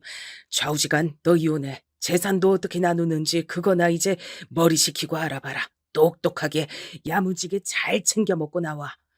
머리를 식히기는커녕 좀 더 아득해진 저는 주변을 수소문해서 최대한 제 신분을 밝히지 않는 선에서 이것저것 조사해 봤어요. 남편과 결혼 10년을 넘었으니 재산 나누기가 되지만 한편으론 걱정스럽더군요. 이 인간이 전혀 기여도가 없는데도 돈을 반을 나눠야 한다니. 근데 애들은 네가 키울 거 아니야? 저쪽은 애 키울 능력이 전혀 안 되는 거잖아. 키울 생각도 없고. 그럼 그거 그냥 다달이 양육비로 꾸준히 받아먹는다고 생각해. 딴 건 몰라도 양육비는 구렁이 담 넘든 못 넘어가. 이제 법으로 문제되거든. 이런 조언들을 얻어서 전 아직 한국에 들어오지 않은 남편에게 카톡으로 이혼을 선포했고요. 밤에 정말 전화가 불나도록 걸려왔지만 받지 않았어요. 어차피 다음날 시댁 식구들이 다 우리 집에 들이닥칠 것을 대비하여 저도 만반의 준비를 해두었답니다. 역시 예상한 대로 남편은 사색이 되어 뛰들어오더군요. 멍청한 사람이에요, 정말. 아니면 절 너무 의지하게 제가 제 무덤을 팠던 걸까요? 여보, 진짜 왜 이래? 장난이 너무 심하잖아. 진짜 나 잠을 못 잤어. 중간에 비행기 연착해서 얼마나 똥줄 탔는지 알아? 전화를 왜 안 받냐고. 그리고 이혼이라니. 이혼이 뭐야? 아니, 왜 집은 이 모양인데? 왜 곳곳마다 비어 있어? 애들은 한 번에 그렇게 따다다 묻지 마. 정신 산만하니까. 당신이 말한 대로 이혼 서류 준비했고 작성하면 돼. 이 말하고 있는데 어머니랑 형님도 뒤늦게 막 뛰어서 따라 들어오더라고요. 야, 뭐 하자는 거야, 너? 이혼? 아이고, 진짜 며느리 하나 잘못 들여가지고 내내 가슴이 쫄아드네, 정말. 옳게. 와, 사람 피 말리는 재주가 있다, 진짜. 내가 여행 가기 전에 그렇게 말했는데도 말귀를 못 알아먹었어? 옳게 왜 이렇게 사람을 괴롭혀, 정말. 부모님 모시고 여행 간다는 사람한테 이혼 통보가 말이 돼? 그러니 저도 우뚝 일어서서 팔짱을 끼고 말했어요. 어머니, 자꾸 그렇게 들어눕고 아프다고 그러지 마세요. 그러니까 아들이 남의 돈 갖다가 표면한 효도한다시고 헛짓하잖아요. 넉넉하지도 않고 가끔 아들이 본인한테 와서 생활비도 빌려갈 정도인데 10년치 적금 해지하고 전원주택 지어준다는 걸 그냥 꿀꺽 드셨어요? 이게 말이 돼요? 뭐? 아이고, 아이고야. 아이고, 가슴이야. 예, 영민아, 나 죽겠다, 진짜. 그런 놀이는 이제 그만 적당히 좀 하세요. 하나도 안 먹히거든요. 전 이혼 결심했고 그 전원 주택인지 뭔지 팔아서 재산 나누셔야 할 거예요. 너 말 더 해봐. 이런 못된 것 같은 이라고. 여보, 이걸 팔라니. 아니, 한 번에 갑자기 이렇게 사람을 몰아붙이는 게 어딨냐고. 저는 그들이 널브러져 있는 곳 위로 이혼 서류를 푹 던졌고요. 더 말하기도 짜증나지만 이렇게 던졌어요. 진짜 끝까지 사과 한마디 없이 본인들 입장밖에 말할 줄을 모르네. 그러니까 나도 내 할 말만 해야겠다. 뭐 끝이 안 나겠네. 남의 돈 꿀꺽 해놓고 못 주겠다 이거지? 나도 살아야겠어. 나도 애들 끼고 걔네 먹이고 살리고 입혀야 되거든. 잔말 말고 돈 얼른 만들어서 나한테 내놔. 아, 여보, 진짜 왜 이러냐고. 저는 제 몫만 받으면 돼요, 어머니. 아버님이랑 그 주택인지 뭔지 계속 엉덩이 붙이고 살고 싶으시면 우선은 팔고 다른 길 알아보세요. 폐지를 주시든지 뭐든 해서 스스로 돈 벌어서 얻을 생각하시고 이렇게 중간에서 아들이랑 편먹고 훔쳐가는 건 아니에요, 진짜. 여기에 달려들고 뭐라 하려는 심호를 막아서고 전 꿋꿋하게 말했어요. 참고로 이 사람 절대 우리 애들 같이 끼고 키울 수 있는 능력 못 되는 거 아시죠? 생활비 그간 계속 안 줘서 제가 일하면서 메꿨어요. 몇 번 주기도 했는데 뒤로 어디다 쓰고 다니는지 알려주지도 않고 애 아빠 자격도 없는 인간인데요. 이러니 신우도 여기서 더 뭐라 하지 못하고 자기 남동생을 흘기 쳐다보더라고요. 그나마 이중 정상적인 편이고 똑똑하게 저에게 따지려면 모든 상황을 파악했어야 하니까요. 듣다 보니 어지간히 할 말이 없었는지 한숨을 푹푹 쉬어댔어요. 그런 주제에 3억 가까운 돈을 저한테 상의도 없이 낼름 훔쳐간 거예요. 어머니, 솔직히 지금 저한테 몇 번을 빌고 비셔도 모자랄 판에 자꾸 이렇게 죗값 늘리실래요?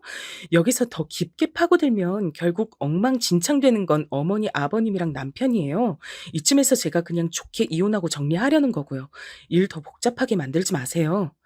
이렇게 통보를 했건만 진짜 우리 시댁은 애지간한 인간들이 아니었어요. 그러고 친정에 가 있는 저에게 다음날 신우가 웬 사진만 띡 보내놨더라고요.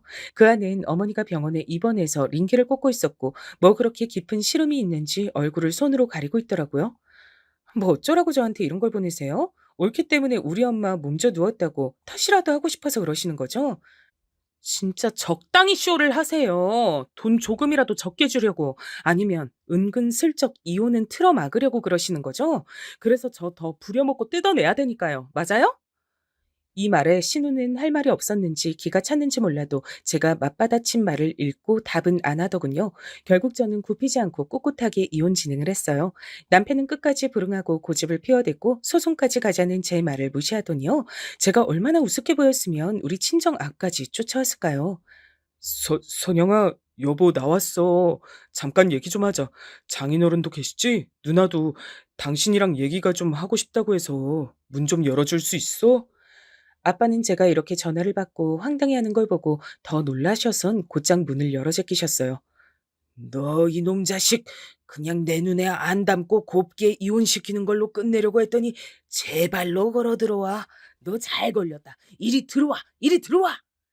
아빠는 그 길로 남편을 붙들고 그간 쌓여있던 한을 풀려는 듯 이리 붙잡고 저리 붙잡고 물리적인 행동을 하시는 통에 조금 지켜보던 저는 이건 안 되겠다 싶어 말렸어요. 아빠, 이렇게 풀면 나중에 불리해. 나 곱게 이혼하고 싶어. 그냥 내보내자. 뭐라고? 이놈의 자식을 그냥 진짜. 이때 뒤에서 지켜보던 신우는 말리려고 뛰어들었고 저 설득하러 왔다가 우리 아빠 불같은 성질을 보고 깨갱했죠. 그냥 그 길로 후다닥 도망 나가더라고요. 이렇게 아주 고루하고 힘겨운 과정들을 지나서 결국 우리는 모든 상황을 정리하게 됐고요. 이혼하고 재산을 반으로 나누고 양육비에 대해서도 가차없이 정리를 했어요. 양육비를 이제껏 생활비 주듯이 굴면 애들 못 보게 하는 걸로 안 끝나. 답답하고 지옥 같은 제 2의 인생을 살게 해줄 테니까 명심해. 본인이 뭔 짓을 저질렀는지 뼈저리게 느끼면서 살아. 남편은 여전히 절 어떻게든 구슬리면 될 줄 알았는지 늘어졌지만 전 쳐냈고요. 이제 이혼하고 시간이 겨우 조금 지나 안정이 됐어요. 애들 못 보면 큰일 나는 줄 아는 어머니가 이럴 땐 도움이 되더라고요. 마무리에 제가 하도 윽박질러 내서 그런지 어찌됐건 애들 양육비는 꾸준하게 들어오고 있어요. 그 전원 주택도 팔아버리고 뭐 했는지 몰라도 적금 그대로 돌려받았고요. 같이 넷이 살던 집도 팔아서 반 똑바로 나눴네요. 사실 그것도 그놈 자식 돈이 얼마나 들어가 있냐? 그걸 반이랍시고 지가 뭔 기여도가 있어서 가져가는지 모르겠다만 덕분에 그렇게 생활력 없던 인간이 지금 꼬박꼬박 양육비 주고 있잖아. 내가 볼 땐 그거 깨서 주고 있는 것 같아. 난 이제 그 인간은 신경 끌 거야. 애들한테만 집중하려고. 전 여러모로 마음에 유혹이 있었지만 끊어내고 친정 아빠랑 같이 살지 않고 근처에 따로 집을 얻는 쪽을 택했어요.